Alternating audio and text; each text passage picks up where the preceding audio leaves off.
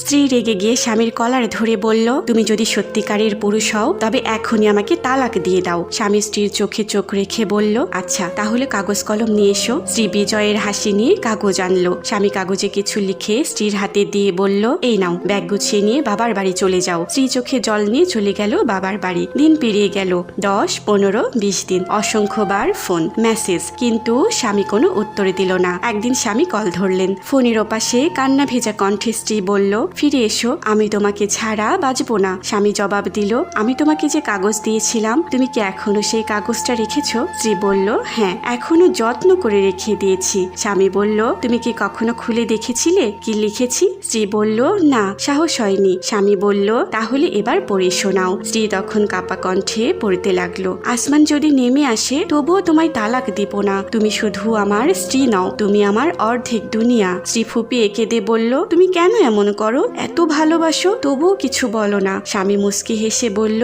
ভালোবাসা মুখে নয়, কাজে প্রমাণ হয়। বন্ধুরা, ভালোবাসা তো এমনই হওয়া উচিত যেখানে সম্পর্ক শুধু কাগজে নয়, হৃদয়ে লেখা থাকে।